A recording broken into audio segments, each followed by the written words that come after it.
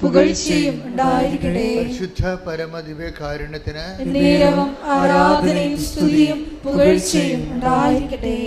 നമ്മളെ ഉടമ്പടിയിൽ എപ്പോഴും നമ്മൾ ശ്രദ്ധിക്കേണ്ടത്, നമുക്കറിയാം എപ്പോഴും അച്ഛൻ പറയുന്നതാണ്, ഇടയ്ക്ക് ഞാൻ റിപ്പീറ്റ് ചെയ്യാറുണ്ട്. സാധാരണ എൻ്റെ ഒരു പോളിസി അനുസരിച്ച് പറഞ്ഞത് പിന്നെ പറയത്തില്ല.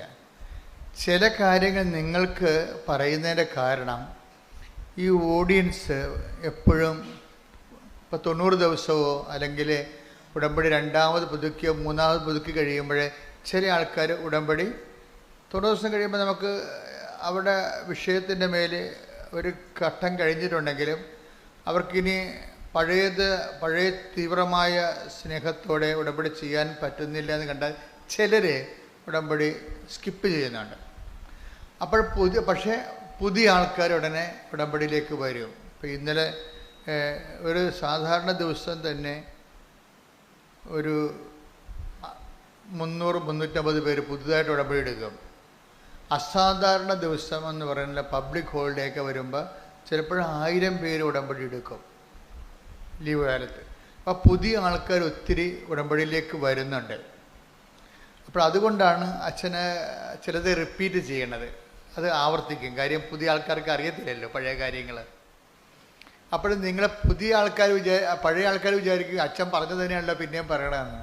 പക്ഷെ പറയാതിരിക്കാൻ പറ്റത്തില്ല, അതാണ് അവസ്ഥ. കാര്യം ഫ്രഷ് ഹാൻഡ്സ് ഇങ്ങനെ ഒത്തിരി ഉണ്ട്. എപ്പോഴും നമ്മൾ ശ്രദ്ധിക്കേണ്ടത്, നമുക്ക് ഈ മൊബൈലിൻ്റെ ഒരു കാലമായത് കാരണം ഭയങ്കരമായ ഒരു അനുഗ്രഹം വന്നിട്ടുണ്ട്. നമുക്ക് തന്നെ ഇത് വീണ്ടും കേട്ടത് തന്നെ പിന്നെയും കേൾക്കാൻ പറ്റും. അത് വലിയൊരു അനുഗ്രഹമാണല്ലേ. യൂട്യൂബിൽ കേട്ടത് തന്നെ വീണ്ടും നമുക്ക് കേൾക്കാൻ പറ്റും. വലിയ ചിലവില്ലാതെ ബുദ്ധിമുട്ടില്ലാതെ കേൾക്കാൻ പറ്റും. അത് എന്താ വെച്ചാൽ ഇതിൻ്റെ ടെക്നിക്കൽ നോളജാണ് ഇതിനുള്ളത്. നമ്മൾ സാധാരണ കരിസ്മാറ്റിക്, ഇപ്പോൾ ഞാൻ ഫെബ്രുവരി മാസത്തിൽ ഷാർജയിൽ ധ്യാനം നടത്തുന്നുണ്ട്. അത് കരിസ്മാറ്റിക് ധ്യാനം എന്നാണ് അവർ പറയണത്, ഉടമ്പടി ധ്യാനമല്ല.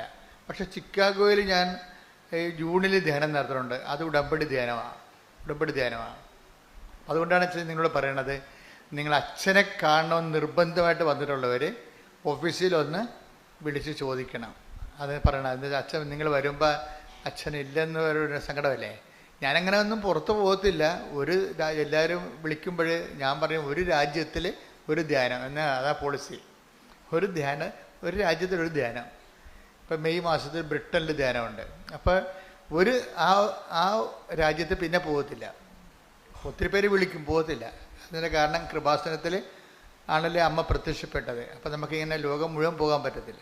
പിന്നെ ചില രാജ്യങ്ങളിലൊക്കെ ചെന്ന് സുവിശേഷം അറിയിക്കുമ്പോൾ കർത്താവിൻ്റെ ലോകം മുഴുവനും പോയി എല്ലാ സൃഷ്ടികളോടും സുവിശേഷം പ്രസംഗിക്കുക. അപ്പം സുവിശേഷ പ്രഭാഷണത്തിൻ്റെ ഒരു പ്രത്യേകതയാണ്, പ്രത്യേക ഉടമ്പടി എന്ന് പറയണത് ഇവിടെ മാത്രമല്ലേ ഉള്ളൂ.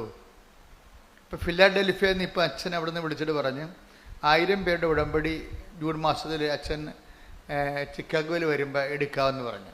അവിടെ ഫിലാഡൽഫിയയിൽ അത്രയും ആൾക്കാർ സെറ്റാണ്. അപ്പം അങ്ങനെ എന്താ വിഷയം എന്ന് പറയണത്, അങ്ങനെ എല്ലായിടത്തും അങ്ങനെ പോകത്തില്ല. ഒരു സ്റ്റേറ്റാണത്. അങ്ങനെ ആ സ്റ്റേറ്റിൽ ചിലപ്പോൾ പോകും. അപ്പോൾ ഒരു മാസത്തിൽ തന്നെ 2 മാസം കൂടുമ്പോഴേ അങ്ങനെ പുറത്ത് പോകത്തുള്ളൂ. അതുകൊണ്ട് നിങ്ങൾ വിചാരിക്കരുത് അച്ഛൻ ഇവിടെ ഉണ്ടാകത്തില്ല എന്നുള്ള ആ ഒരു സംഭവമില്ല. ഒന്നാമത്തെ എനിക്ക് പണം ആവശ്യമില്ല, അതാണ് മെയിൻ സംഭവം. ഇപ്പോൾ പബ്ലിക്കായിട്ടല്ലേ, ഓൺലൈനിലല്ലേ പറയണത് പണം ആവശ്യമില്ലെന്ന്.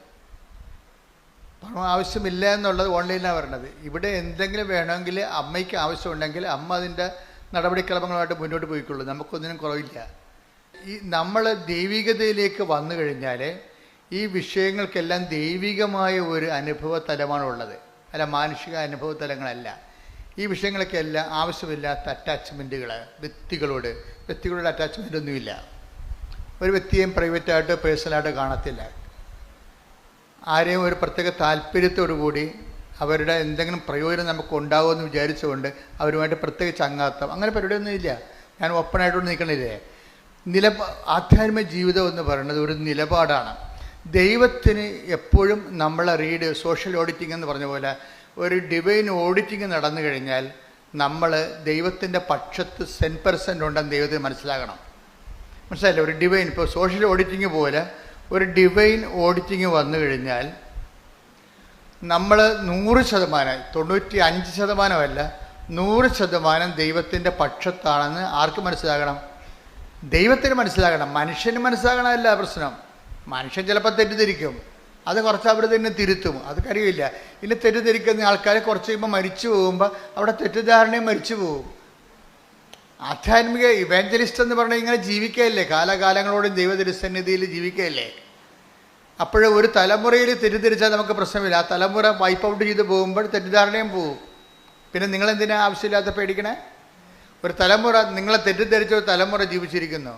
ആ തലമുറയ്ക്കുള്ള ടൈം എന്ന് പറയുന്നത് 20 കൊല്ലം 30 കൊല്ലം ആയിരിക്കും.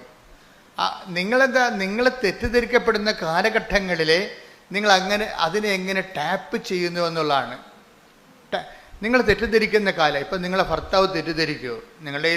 നിങ്ങൾ നിഷ്കളങ്കയാണെന്ന് നിങ്ങൾക്കറിയാം, നിൻ്റെ ദൈവത്തിനും അറിയാം. പക്ഷെ ഭർത്താവ് തെറ്റിദ്ധരിക്കുകയാണ്. അപ്പം നിങ്ങളെന്താ ചെയ്യണം? നിങ്ങൾ എല്ലാ നാട്ടുകാരെ വീട്ടിൽ ഒരു ബന്ധുക്കളെ സ്വന്തപ്പെട്ടവരും പറയും, ഒന്ന് പറയേ, ഞാനിങ്ങനെ ഇത്രയും നിഷ്കളങ്കമായിട്ട് ജീവിച്ചിട്ടും ഞാനിങ്ങനെ കുരിശേ കയറുകയാണ് ജീവിതത്തിൽ. You should not talk to anybody. നിങ്ങൾ ഒരു മനുഷ്യന്മാരോട് ഇത് പറയേണ്ട കാര്യമില്ല. നിങ്ങൾ മനുഷ്യന്മാരോട് പറയുന്ന അനുസരിച്ചുകൊണ്ട് ഗ്രേസ് ടാപ്പിംഗ് നടക്കത്തില്ല. ഗ്രേസ് ടാപ്പിംഗ് എന്ന് പറഞ്ഞാൽ എന്താണ്? കൃപ ടാപ്പ് ചെയ്യുക. Rubber tap ചെയ്യത്തില്ലേ? റബ്ബർ നമ്മൾ വെളുപ്പിനെ 3 മണിക്ക് എഴുന്നേറ്റ് ആൾക്കാർ ടാപ്പിംഗ് തുടങ്ങത്തില്ലേ? അതുപോലെ ഗ്രേസ് ടാപ്പിംഗ് ഉണ്ട്. ഇപ്പോൾ ഒരു തെറ്റിദ്ധാരണയുടെ നിഴലിലാണ് നിങ്ങൾ നിൽക്കുന്നത്. അപ്പോൾ എന്താ ചെയ്യേണ്ടത്? ടാപ്പിംഗ് ടൈം ആണെങ്കിൽ എപ്പോഴും സൈലൻ്റ് ആയിരിക്കും. ടാപ്പിംഗ് ടൈമിൽ എന്താണ്? ഇപ്പോൾ റബ്ബർ ടാപ്പ് ചെയ്യുന്ന ആൾക്കാർ ബഹളം ഉണ്ടാക്കി നാട്ടുകാരെ വിളിച്ച് കൂട്ടിയൊക്കെയാണ് പറഞ്ഞത്. അല്ല, അതൊരു സൈലൻ്റായിട്ട് അവരും റബ്ബർ മരവും തമ്മിലുള്ള ബന്ധമേ ഉള്ളൂ, വേറെ ആരും അവിടെ ഇല്ല. റബ്ബർ മരവും അവരും തമ്മിലുള്ള ബന്ധമേ ഉള്ളൂ. അത് ചിലപ്പോൾ ഇരുട്ടത്തായിരിക്കും, സൈലൻ്റ് ആയിരിക്കും ചെയ്യണതല്ല. ടാപ്പിംഗ് ടൈം എപ്പോഴും സൈലൻ്റാണ്, നിശബ്ദത. അമ്മ എപ്പോഴും അങ്ങനെയാണ്. ഗ്രേസ് ടാപ്പിംഗ് ടൈമിനെ കുറിച്ച് എൻ്റെ മക്കളെ, അതായത് ഉടമ്പടി എടുക്കാൻ വരുമ്പോൾ നിങ്ങൾ മറക്കേണ്ടത് നിങ്ങളുടെ നിയോഗങ്ങളാണ് മറക്കേണ്ടത്. നിങ്ങൾ എപ്പോഴും ഓർത്തുകൊണ്ടിരിക്കുന്നത് അതാണ് എൻ്റെ കുഴപ്പം. നിങ്ങൾ ഉടമ്പടി എടുക്കാൻ വരുമ്പോൾ ആദ്യം മറക്കേണ്ടത് എന്താണ്? നിങ്ങളുടെ നിയോഗങ്ങൾ മറന്നു കളയണം. എന്താ കാര്യം? അത് നമ്മുടെ വിഷയമല്ലാത്തത് കൊണ്ടാണ്. വൺസ് നമ്മൾ കർത്താവിൻ്റെ പരിശുദ്ധ അമ്മയുടെ കൈകളിൽ കൊടുത്തു, ഈശോനെ ഏൽപ്പിക്കാൻ പറഞ്ഞ് ശ്രദ്ധിച്ചു കഴിഞ്ഞാൽ പിന്നെ ആ വിഷയം നമ്മുടെ അല്ല. പിടിയില്ലേ? നമ്മളൊരിക്കലും ആ വിഷയം എഴുതി ടൈപ്പ് ചെയ്ത് അമ്മയുടെ കൊടുത്തു, അമ്മ 6 കാര്യമുണ്ട്. 6 അല്ല കേട്ടോ അമ്മേ, 10-60 കാര്യമുണ്ട്, ഇപ്പം 6 അല്ല എഴുതാൻ പാടുള്ളൂ എന്ന് പറയുമ്പോൾ നിൻ്റെ നീ അത് കൊടുക്കുമ്പോൾ തന്നെ ആ വിഷയം ടേക്കപ്പ് ചെയ്തു. പിന്നെ നീ ആ വിഷയത്തെക്കുറിച്ച് അപരാധി കൊള്ളരുത്. ദൈവത്തിനെ ടെസ്റ്റ് അടിച്ച് നോക്കരുത്. അപ്പം ഞാൻ ഉടമ്പടി ചെയ്തല്ലോ, ഇനിയിപ്പോൾ PR-ൻ്റെ പേപ്പർ വന്ന് കാണും, ഓഫർ ലെറ്ററിൻ്റെ പേപ്പർ വന്ന് കാണുമെന്ന് പറഞ്ഞുകൊണ്ട് നീ ഉടനെ കമ്പ്യൂട്ടറിൽ കയറി എപ്പോഴും കമ്പ്യൂട്ടറിൻ്റെ അടുത്ത് ചാടി വീഴരുത്. അപ്പോൾ ദൈവത്തിന് മനസ്സിലാകും നിനക്ക് ഉടമ്പടി എന്ന് പറയുന്നത് ഉടമ്പടി പ്രധാനപ്പെട്ട നിയോഗമല്ല. എന്താണ്? കഴിഞ്ഞ ആഴ്ച രസം പറഞ്ഞായിരുന്നു, ഉടമ്പടി പ്രധാനപ്പെട്ടത് ഉടമ്പടി തന്നെയാണ്. അതാണ് വിഷയം. ഉടമ്പടി പ്രധാനപ്പെട്ട നിയോഗമല്ല. ഉടമ്പടി പ്രധാനപ്പെട്ടത് ആരുമായിട്ടാണ് നമ്മൾ ഉടമ്പടി ചെയ്തിരിക്കുന്നത്, ആ വ്യക്തിയാണ് പ്രധാനപ്പെട്ടത്. അപ്പം നമ്മളെന്ത് ചെയ്യും? നമ്മൾ ആ വ്യക്തിയുമായിട്ട് നമുക്ക് കീപ്പ് ചെയ്യാവുന്നത് വിശ്വാസമല്ല, പിന്നെന്താണ്? വിശ്വസ്തത. അതാണ് അച്ഛൻ അതേ റിപ്പീറ്റ് ചെയ്യണ കണ്ട, പഴയ ക്ലാസ്സാണിത്. നമുക്ക് ഉടമ്പടിയിൽ പ്രൈമറി റിലേഷനിൽ വരണത് വിശ്വാസമല്ല, വിശ്വസ്തതയാണ് വരണത്. എന്താണ് വിശ്വസ്തത എന്ന് പറയുന്നത്? ഫിഡലിറ്റി. എന്താണത്? സർവൈവിങ് ഫെയ്ത്ത് എന്ന് പറയും. Surviving faith. ഫെയ്ത്തിൻ്റെ ഫെയ്ത്തിന് ഇങ്ങനെ ഷോർട്ട് ടൈം ഫെയ്ത്ത് ഉണ്ട്.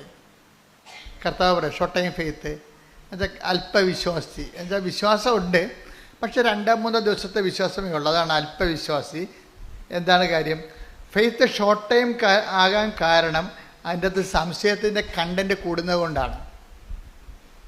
ഇപ്പോൾ പത്രോസ് കർത്താവ് കടലിൻ്റെ മീതെ നടന്നു വന്നത് കണ്ടപ്പോൾ, ഇപ്പോൾ കടലിൻ്റെ മീതെ നടക്കുന്നത് ഒരു പൊട്ടൻസിയാണെന്ന് മനസ്സിലായി പത്രോസിനെ. പുള്ളി കടലിൽ നീന്തിയിട്ടുള്ള ആളാണ്, പക്ഷെ നടന്നിട്ടില്ല.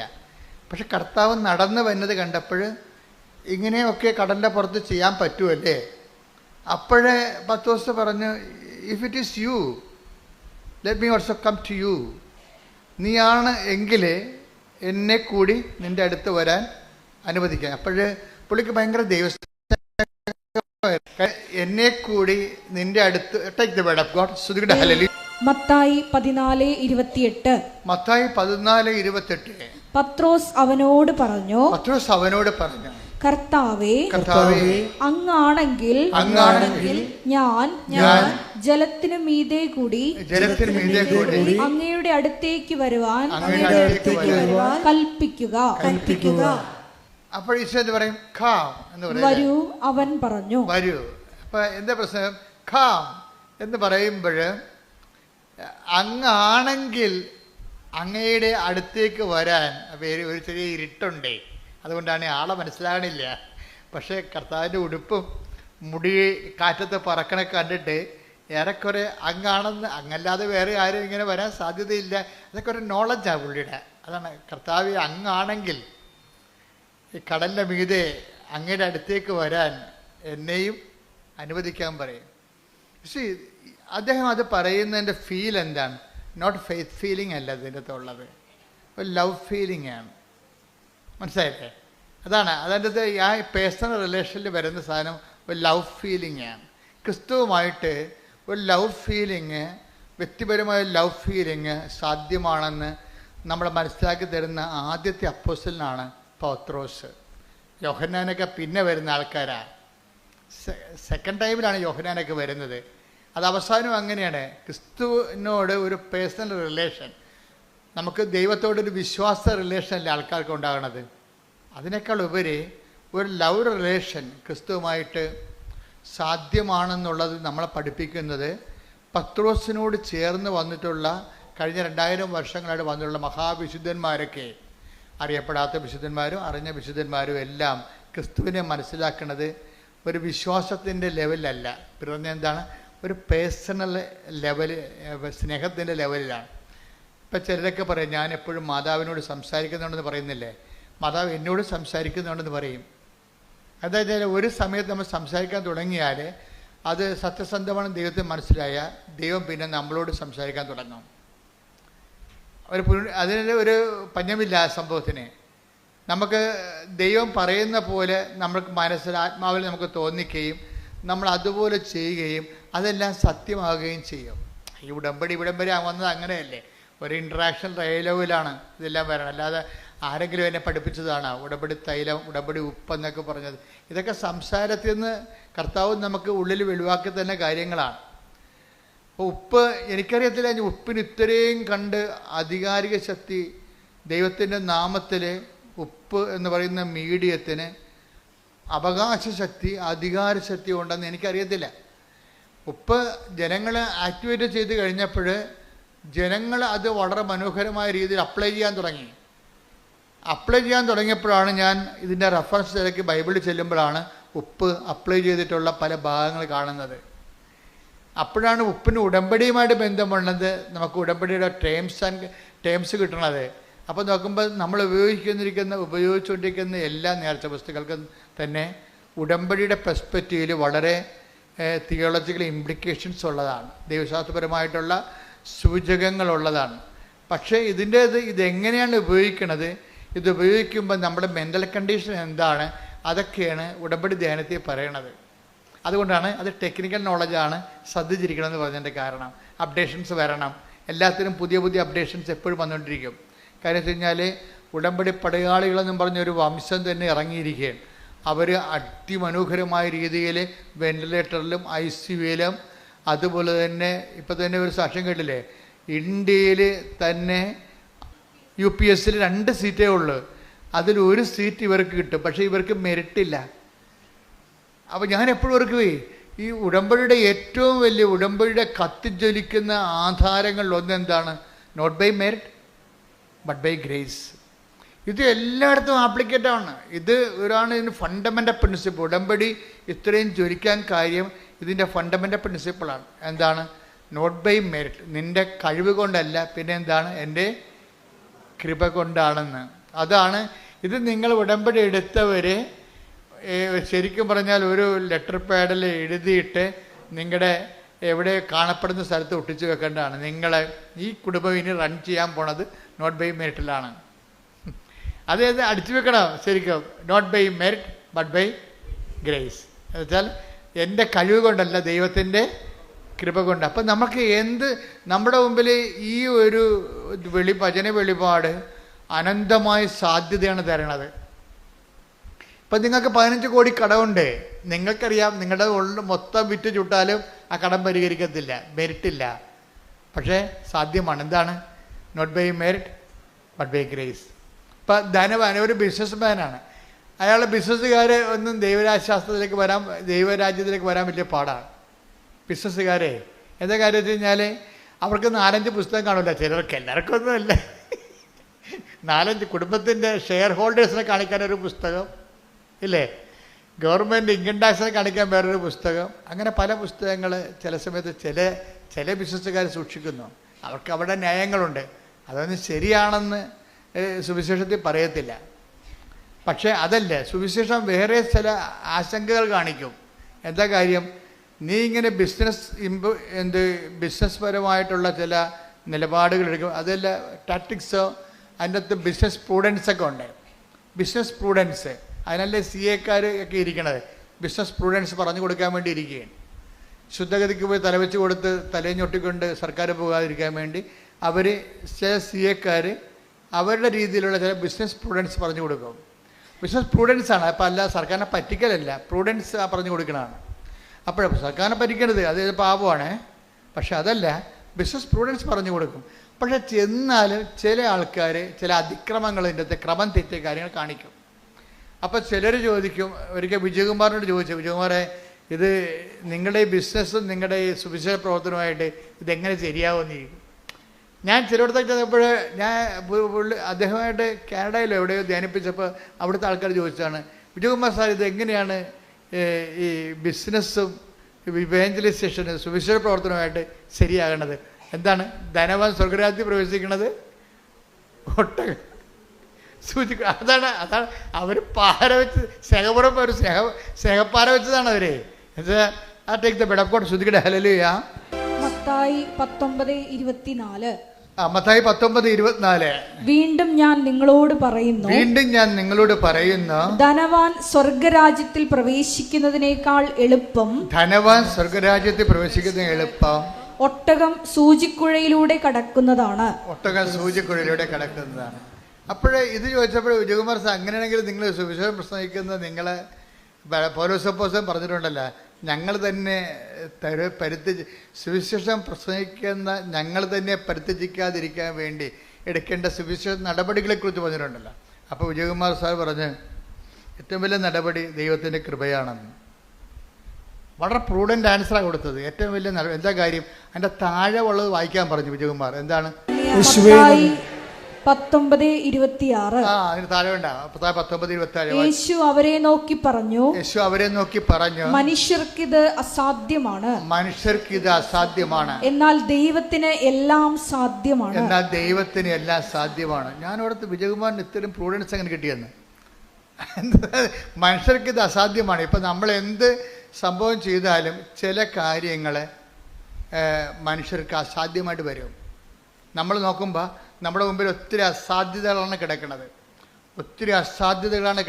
നമ്മുടെ മുമ്പിൽ. അപ്പോൾ അസാധ്യമായ കാര്യം നമ്മൾ എന്ത് ചെയ്യും? അപ്പോഴെന്താ ചെയ്യണം? ബൈബിൾ പറയും എന്താണ്? നോട്ട് ബൈ മെറിറ്റ് അല്ലെങ്കിൽ സാധ്യമല്ലെങ്കിൽ. മനുഷ്യർക്ക് സാധ്യമായതിനെയാണ് ബൈബിൾ മെറിറ്റ് എന്ന് പറയണത്. മനുഷ്യർക്ക് സാധ്യമായ കാര്യങ്ങളാണ് മെറിറ്റ് എന്ന് പറയണത്. പക്ഷേ മനുഷ്യർക്ക് സാധ്യമല്ലാത്ത കാര്യങ്ങളുണ്ട്. പക്ഷെ സാധ്യമാക്കാതെ മുന്നോട്ട് പോകാതിരിക്കാൻ പറ്റത്തില്ല. അതിനെന്ത് ചെയ്യും? അടുത്ത പ്രൊവിഷൻ എന്താണ്? ദൈവത്തിനല്ല. ആ വചനം എത്രയാണ്? മത്തായി 19:26. മനുഷ്യർക്ക് അത് അസാധ്യമാണ്, പക്ഷെ ദൈവത്തിനെല്ലാം സാധ്യമാണ്. അപ്പം ദൈവത്തിന് അനന്ത സാധ്യതയെ ടാപ്പിങ്ങിലാണ് ഈ ഉടമ്പടി പ്രയോഗം വെച്ചിരിക്കുന്നത്. നമ്മളൊരു പ്രാർത്ഥനാ ജീവിതത്തിൽ നിന്ന് നമ്മൾ ഉടമ്പടി ജീവിതത്തിലേക്ക് നമ്മൾ ഷിഫ്റ്റ് ചെയ്യാൻ, ശരിക്കും പറഞ്ഞാൽ ഒരു യു ടേൺ എടുക്കണ പോലെയുള്ള ഒരു മാറ്റമുണ്ട്. ചില ആൾക്കാർ യു ടേൺ ഒന്നും എടുക്കത്തില്ല, ഉടമ്പടി എടുത്താൽ ആ നേരെ തന്നെ പോകും അങ്ങോട്ട്. ഉടമ്പടി എടുക്കുമ്പോൾ പ്രാർത്ഥനാ ജീവിതത്തിൽ നേരെ യു കട്ടൊക്കെ എടുക്കുകയാണ് നമ്മൾ. എന്താ കാര്യം? പ്രാർത്ഥനാ ജീവിതം കൊണ്ട് മാത്രം ദൈവത്തോട് ഉള്ള ബന്ധവുമായിട്ട് മുന്നോട്ട് പോകാൻ പറ്റത്തില്ല. ഒരു പരിധി കഴിഞ്ഞാൽ പറ്റത്തില്ല. നിങ്ങൾ പ്രാർത്ഥനയിൽ ആശ്രയിച്ചുകൊണ്ട് മാത്രം നിങ്ങൾക്ക് ദൈവവുമായിട്ട് റിലേഷൻസ് മെയിൻറ്റെയിൻ ചെയ്യാൻ പറ്റത്തില്ല. അതുകൊണ്ടാണ് കാലാവസ്ഥ വ്യതിയാനങ്ങൾ ഉണ്ടാകുന്നത്. കാലാവസ്ഥ വ്യതിയാനങ്ങൾ ഇപ്പോൾ എന്താ പറഞ്ഞത്, ക്ലൈമറ്റ് ചേഞ്ച് എന്ന് പറയത്തില്ലേ? ക്ലൈമറ്റ് ചേഞ്ച് ഇപ്പോഴത്തെ ന്യൂനമർദ്ദവും കാര്യവുമല്ല, ആധ്യാത്മിക ജീവിതത്തിലാണ് യഥാർത്ഥ ക്ലൈമറ്റ് ചേഞ്ച് ഉള്ളത്. ക്ലൈമറ്റ് ചേഞ്ചിൻ്റെ ഉദ്ദേശം ഈ മെരിറ്റിൽ നിന്ന് മെരിറ്റിൽ നിന്ന് ഗ്രേസിലേക്കുള്ള ഒരു പാരഡൈം ഷിഫ്റ്റ് ചെയ്യും. വെച്ചാൽ നമ്മുടെ വളർച്ചയുടെ ഒരു ഘട്ടത്തിലാണ് നമ്മൾ നേരെ പോയി നമ്മളെ പെട്ടെന്ന് യൂട്ടേൺ എടുക്കാൻ പറയും. എന്താ കാര്യം? ലക്ഷ്യസ്ഥാനത്ത് എത്തുന്നതിന് വേണ്ടിയുള്ള ഒരു അധിക പരിശ്രമ സ്ഥലമാണിത്. അപ്പം അതുകൊണ്ട് ഈ പ്രാർത്ഥനാ ജീവിതം മാത്രം പറഞ്ഞല്ലേ എന്തിനാണ് ഇപ്പം കരസ്മാരിക് ധ്യാനം ഇറങ്ങിയെങ്കിലും 50 കൊല്ലം കേരളത്തിലുണ്ടായിരുന്നു, ഇപ്പോഴും ഉണ്ട്. പക്ഷേ അപ്പോഴും കേരളത്തിലെ ഒരു 55% കുടുംബങ്ങൾ അതിലേക്ക് വന്നിട്ടില്ലായിരുന്നു. ഉടമ്പടി വന്നപ്പോഴേ ഒരു 70% ഇപ്പോൾ ആയിട്ടുണ്ട്. എന്താ കാര്യം വെച്ചാൽ കരിസ്മാറ്റിക്കാർ 50 കൊല്ലവും കൂടി ആ പുതിയ പദ്ധതിയിലേക്ക് വരാതിരുന്ന ആൾക്കാരും ഉടമ്പടിയിലോട്ട് വന്നു. അത് അതായത് ഉടമ്പടിക്കുണ്ടായിരുന്ന ഒരു ഗുണം അതാണ്. കാര്യം കരിസ്മാറ്റിക് മേഖല 50 കൊല്ലം ഈ കേരള മണ്ണിൽ വളരെ ശക്തമായ രീതിയിൽ അടയാളങ്ങൾ സഹിതം പ്രവർത്തിച്ചിട്ടും അതിലേക്ക് വരാതിരുന്നവർക്കെയും ഉടമ്പടി പെട്ടെന്ന് കൊണ്ടുവന്നു. ഉടമ്പടി പെട്ടെന്നാണ് കൊണ്ടുവന്നത്. കാര്യം ഒരു 6 ദിവസം ധ്യാനം കൊണ്ടല്ല കൊണ്ടത്, 4 മണിക്കൂർ ക്ലാസ് കൊണ്ടാണ് ഇവർ ടാപ്പ് ചെയ്ത് കൊണ്ടുപോകുന്നത്. ഇത് ദൈവജ്ഞാനത്തിലുള്ള കാര്യമാണ്, ഞാൻ ബുദ്ധി കൊണ്ട് ആലോചിച്ചതല്ല. ഇത് നമ്മൾ ദൈവമായിട്ട് സഞ്ചരിച്ച് കഴിയുമ്പോൾ ഇത് എല്ലാ കാര്യങ്ങൾക്കും അതിൻ്റെ ഷോർട്ട് കട്ടുകളുണ്ട്. ഞാൻ എൻ്റെ സഹോദരനോട് പറയണത്, നിങ്ങളെപ്പോഴും ഒരു പ്രത്യേക പ്രശ്നവുമായിട്ടാണ് ഉടമ്പടി ചെയ്യണത്. പക്ഷേ അത് നിങ്ങളുടെ പ്രശ്നമാണ്, ദൈവത്തിൻ്റെ പ്രശ്നം അല്ല. ഇത് ഉടമ്പടി ദൈവത്തിൻ്റെ പ്രശ്നമാക്കി മാറ്റണം. ദൈവത്തിൻ്റെ പ്രശ്നം എന്താ? നിങ്ങളുടെ വളർച്ചയാണ്. ദൈവത്തിന് ഒരു പ്രശ്നമേ ഉള്ളൂ. നമുക്ക് ഒത്തിരി പ്രശ്നമില്ലേ, പക്ഷേ ദൈവത്തിന് ഒറ്റ പ്രശ്നമേ ഉള്ളൂ. എന്താ പ്രശ്നം? എൻ്റെ സ്വർഗസ്ഥനായ പരിപൂർണനായിരിക്കുന്ന പോലെ നിങ്ങളും പരിപൂർണരായിരിക്കണം. സുവിശേഷ വിഹിതമായൊരു പരിപൂർണതയിലേക്ക് ഈ ജഡിക മനുഷ്യനെ ഷെയ്ക്ക് ചെയ്തിട്ട് ആന്തരിക മനുഷ്യനെ പുനർജീവിപ്പിച്ചെടുക്കുന്ന ദൈവരാജ്യത്തിൻ്റെ ഒരു പ്രശ്നമാണ് ദൈവത്തിനുള്ളത്. അപ്പം അതുകൊണ്ട് എപ്പോഴും ഉടമ്പടിയിലുള്ളവരെ, കൂടുതൽ സാധ്യതയുള്ളവർ, ദൈവാഭിമുഖ്യങ്ങളുള്ളവരെ, ഇപ്പം ചിലർ 90 ദിവസം കഴിയുമ്പോൾ അവസാനിപ്പിക്കണത്, ഇപ്പോൾ വയറ്റിപ്പഴപ്പ് മാത്രമാണ് നിങ്ങളുടെ ഉദ്ദേശം എന്നുണ്ടെങ്കിൽ 90 ദിവസം കൊണ്ട് അവസാനിപ്പിക്കുക. അപ്പോൾ ദൈവത്തിന് അറിയാം, ഇപ്പോൾ 90 ദിവസം കൊണ്ട് ഉടമ്പടി തീർന്നവരുടെ വയറ്റിപ്പഴപ്പ് IELTS പാസ്സാകുക അല്ലെങ്കിൽ വസ്തുവിക്കുക മാത്രമുള്ള ഒരു വയറ്റിപ്പഴപ്പ് പ്രശ്നം മാത്രമേ ഉള്ളൂ. പക്ഷേ ഉള്ള പ്രോബ്ലം എന്ന് വെച്ച് കഴിഞ്ഞാൽ നിങ്ങൾക്ക് നാളെ പ്രശ്നമുണ്ടാകും. വീണ്ടും നിങ്ങൾ ഉടമ്പടിയിലേക്ക് വരുമ്പോൾ നിങ്ങൾ ടാർഗറ്റഡ് ആവും. എന്താ കാര്യം? നിങ്ങൾ ദൈവത്തെ സമീപിക്കുന്നത് കേവലം വയറ്റിപ്പഴപ്പിന് വേണ്ടി മാത്രമാണെന്ന്. അത് നമ്മുടെ ലക്ഷ്യമാണത്, നമ്മുടെ കാര്യം നടക്കുക. പക്ഷേ ദൈവത്തിന് ഒരു ലക്ഷ്യമുണ്ട്. എന്താണത്? നിങ്ങൾ ദൈവത്തെ അറിയുകയും അറിഞ്ഞ് അവൻ്റെ നാമത്തിൽ, നിങ്ങൾ യേശുക്രിസ്തുവിനെ അറിയുകയും അവൻ്റെ നാമത്തിൽ, ഇപ്പം നമ്മൾ 17 യോഹന്നാൻ 17 നിങ്ങൾ സത്യം അറിയുകയും സത്യം നിങ്ങൾ സ്വതന്ത്രരാക്കുകയും ചെയ്യും. നിങ്ങൾ യേശുക്രിസ്തുവിനെ അറിയുകയും അവൻ്റെ നാമത്തിൽ നിത്യജീവൻ പ്രാപിക്കുകയും ചെയ്യണം. അതാണ് ദൈവത്തിൻ്റെ ലക്ഷ്യം. അപ്പം ദൈവത്തിൻ്റെ ലക്ഷ്യങ്ങളെന്ന് പറയണത് നിത്യജീവനുമായിട്ട് ബന്ധപ്പെട്ട വിഷയങ്ങളാണ് ഉള്ളത്. അപ്പം നിത്യജീവൻ ഒരു പ്രധാനപ്പെട്ട വിഷയമായിട്ട് അഭിഷേകമായിട്ട് കെട്ടിക്കഴിയുമ്പോഴാണ് ആൾക്കാർ ഉടമ്പടി ഇങ്ങനെ ചേഞ്ച് ചെയ്ത് മേടിക്കണത്. അവർ 5 ഉടമ്പടി 5 പുതുക്കും 6 പുതുക്കും. എന്നിട്ട് അവരെന്താ പറയണത്? ഞാൻ ഉടമ്പടി ജീവിതത്തിലാണെന്നാണ് പറയണത്. അവരെന്താ പറയണത്? ഉടമ്പടി. അപ്പോൾ അവർ 1 പുതുക്കി അവസാനിപ്പിക്കണില്ല. അവർ ഉടമ്പടി വയറ്റിപ്പിഴപ്പുള്ള ആൾക്കാർ മാത്രമേ 1 പുതുക്കി അവസാനിപ്പിക്കത്തുള്ളൂ. എന്താ വെച്ചാൽ അവർക്ക് ദൈവമല്ല പ്രശ്നം, പിന്നെ എന്താണ്? അവരുടെ നിയോഗമാണ് പ്രശ്നം. അപ്പോൾ നിയോഗം മാത്രം പ്രശ്നമുള്ളത്. അതുകൊണ്ടാണ് ഇപ്പോൾ എന്തുമാത്രം ആൾക്കാർ ഉടമ്പടി എടുത്തെങ്കിലും നമ്മുടെ യൂട്യൂബിലെ സബ്സ്ക്രിപ്ഷൻ നിൽക്കണ കണ്ടില്ലേ? അത് ആ എടുക്കണ രീതി അനുസരിച്ചേ നിൽക്കത്തുള്ളൂ. അത് കഴിഞ്ഞാൽ 90 ദിവസം കഴിയുമ്പോൾ പിന്നെ അവർ ചിലർ വിട്ടുപോകും. അതെന്ന് പറയണത് അവരുടെ ആ വസ്തു വിൽക്കുന്ന വിഷയത്തിന് മാത്രമാണ് അവർ ഉടമ്പടി എടുത്തിരിക്കുന്നത്. ദാറ്റ് മീൻസ് വിഷയബന്ധിയാണ്. അതിൻ്റെ ലക്ഷ്യം ദൈവമല്ല. ചില ആൾക്കാർ പുതുക്കി ആ ഉടമ്പടി ഒരു ജീവിത രീതിയായിട്ട് എടുക്കും. അതുകൊണ്ടാണ് അവർ സിൽവർ ഗ്രേയിലൊക്കെ വരണത്. അപ്പം സിൽവർ ഗ്രേയിൽ വരുമ്പോൾ ചില സിൽവർ ഗ്രേക്കാർ ദൈവിക ലക്ഷ്യത്തിൽ എത്തിയിട്ടില്ല. അതുകൊണ്ടാണ് അവരുടെ സംഭവം പുതുക്കണ്ടെന്ന് ഞാൻ പറഞ്ഞിരിക്കുന്നത്. ചില സിൽവർ ഗ്രേക്കാരെന്ന് വെച്ച് കഴിഞ്ഞാൽ അവരിപ്പോഴും മകളെ പ്രസവിക്കണം, പെരക്കടാവിന് ഇംഗ്ലീഷ് മീഡിയത്തിൽ അഡ്മിഷൻ കിട്ടണം, ഇങ്ങനെയുള്ള ആദ്യം എന്താണ് അവിടെ എഴുതിയിരുന്നത് അത് തന്നെയാണ് ഇപ്പോഴും പറഞ്ഞുകൊണ്ട് നടക്കണം. അപ്പോൾ ഒരു സിൽവർ ഗ്രേ ഇങ്ങനെ അറിയാതെ ആയിപ്പോയതാണ്. അവരുടെ ആധ്യാത്മിക ജീവിതം സിൽവർ ഗ്രേ ആയിട്ടില്ല. അവിടെ സിൽവർ ഗ്രേ ഇങ്ങനെ പത്രം മേടിച്ചും കൊടുത്തും മേടിച്ചു വന്നപ്പോൾ അറിയാണ്ട് ഇങ്ങനെ ഇതിൻ്റെ കളർ വ്യത്യാസം വന്നു പോയതാണ്. അവിടെ ആധ്യാത്മിക ജീവിതം ഇപ്പോഴും കേന്ദ്രീയ വിദ്യാലയത്തിൽ പേരക്കടാവിന് അഡ്മിഷൻ കിട്ടണമെന്ന് പറഞ്ഞാണ് സിൽവർ ഗ്രേക്കാർ ചിലർ നടക്കുന്നത്. ഞാൻ പറഞ്ഞു അവിടെ പുതുക്കേണ്ട കാര്യമില്ല. കാര്യം എന്താ, ദൈവിക ലക്ഷ്യം അവർ അട്ടിമറിച്ചിട്ടുണ്ട്. ദൈവിക ലക്ഷ്യം. കാര്യം ഇത്രയും നാൾ ഈ സിൽവർ ഗ്രേ പോയിട്ട് ഇപ്പോഴും പേരക്കടാവിന് കേന്ദ്രീയ വിദ്യാലയത്തിൽ അഡ്മിഷൻ കിട്ടണമെന്ന് പറഞ്ഞുകൊണ്ട് ഉടമ്പടി വെച്ച അതിൻ്റെ അർത്ഥം എന്താണ്? അവരിപ്പോഴും വയറ്റിപ്പഴുപ്പിൽ തന്നെ നിൽക്കുകയാണ്. ദൈവമായിട്ട് അവർക്ക് ബന്ധങ്ങളില്ല. ദൈവത്തിൽ വളരുകയോ ദൈവത്തിൽ നിങ്ങൾക്കറിയാമല്ലോ, ദൈവത്തെ കൊടുക്കാൻ തോന്നും. ഇപ്പം സിൽവർ ഗ്രേ എന്ന് കഴിഞ്ഞാൽ പിന്നീട് ഒന്നും ഉണ്ടാകത്തില്ല. അവർക്ക് എവാഞ്ചലൈസേഷൻ മാത്രമേ ഉണ്ടാകത്തുള്ളൂ. എന്താ കാര്യം? ഉടമ്പടിയുടെ തലയെന്ന് പറഞ്ഞത് എന്താ? ഉടമ്പടിയുടെ തലയെന്ന് പറയുന്നത് പ്രത്യക്ഷീകരണ പ്രാർത്ഥന അല്ല. ഉടമ്പടിയുടെ നാക്ക് മാത്രമാണ് പ്രത്യക്ഷീകരണ പ്രാർത്ഥന. ഉടമ്പടിയുടെ തലയെന്ന് പറയുന്നത് ഇവാഞ്ചലൈസേഷനാണ്. ഇവാഞ്ചലൈസേഷനിലൂടെ മാത്രമേ കൃപ വരത്തുള്ളൂ. അതാണ് വിഷയം. മറ്റെല്ലാം അനുഗ്രഹങ്ങളാണ്. ഇപ്പം അറിയണമെങ്കിലേ ഒന്ന് സ്തുതിക്കട്ടെ മക്കളെ. യേശുവേ സ്തോത്രം. ഹല്ലേലൂയ. തലയുണ്ട്, ഉടമ്പടിയുടെ ഹൃദയമുണ്ട്, ഉടമ്പടിയുടെ കൈയുണ്ട്, ഉടമ്പടിയുടെ കാലുണ്ട്. ഇങ്ങനെ വ്യത്യസ്തമായ. അപ്പം ഇത് തമ്മിൽ വ്യത്യാസം മനസ്സിലാക്കണം. അത് തലയെന്ന് പറഞ്ഞത് എന്താണ്? കൃപ ടാപ്പ് ചെയ്യാൻ പറ്റുന്ന പദ്ധതിയാണ് തലയെന്ന് പറയുന്നത്. അനുഗ്രഹമാണ് ബാക്കി എല്ലാ കാര്യങ്ങളും. ഇപ്പം ഈ സിൽവർ ഗ്രേയിലൊക്കെ വരുമ്പോൾ ഇവർക്ക് അവസാനം ഇവർ ദൈവമായിട്ട് ഫുൾ ഇൻ്റലക്ച്വലി അവർ കൺവിൻസ്ഡ് ആണ് ഈ വിഷയത്തെക്കുറിച്ച്. അവർ ഇമോഷണലി ഡിസ്റ്റർബ്ഡ് അല്ല.